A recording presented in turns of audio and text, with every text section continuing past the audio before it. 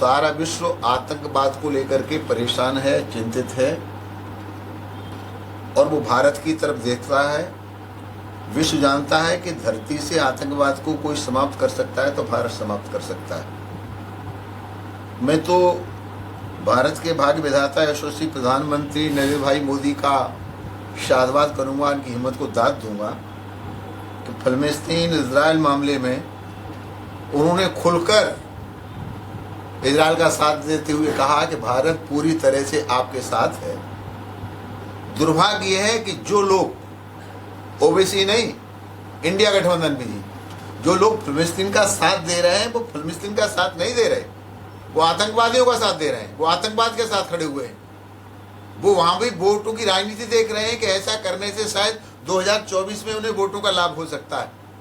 तो ऐसी मानसिकता की मैं निंदा करता हूँ।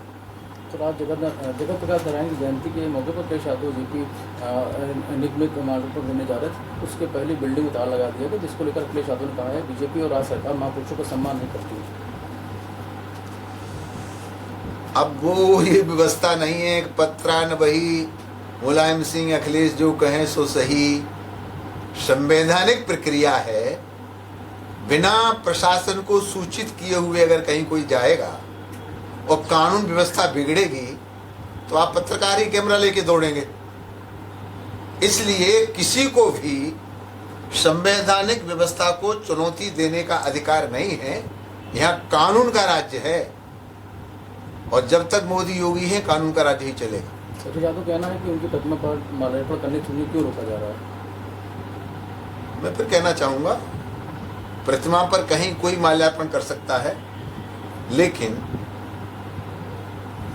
उसकी सूचना प्रशासन को देना, पुलिस को देना, अनुमति लेना, ये बहुत आवश्यक होता है। उत्तर प्रदेश के कई हिस्सों में सुबह से ही प्रतिबंधित संगठन PFI को लेकर एनआईए की रेड चल रही है। मैंने पहले ही कहा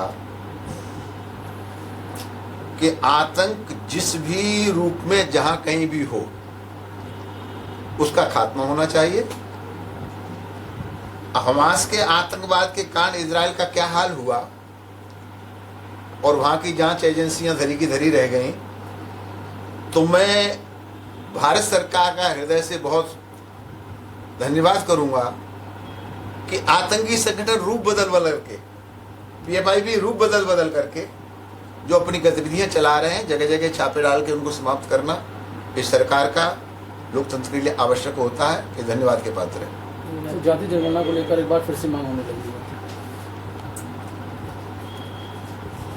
जब जब चुनाव आता है तब तक इस प्रकार की मांगे उठती हैं।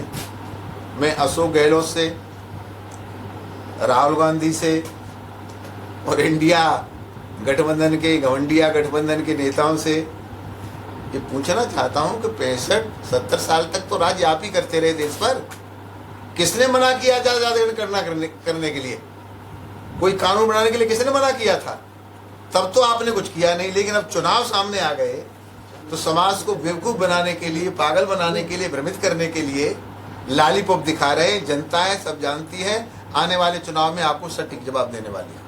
हमसे जुड़े रहने के लिए हमारे YouTube चैनल को सब्सक्राइब करें और नई वीडियो की नोटिफिकेशन के लिए बेल आइकॉन को दबाएं।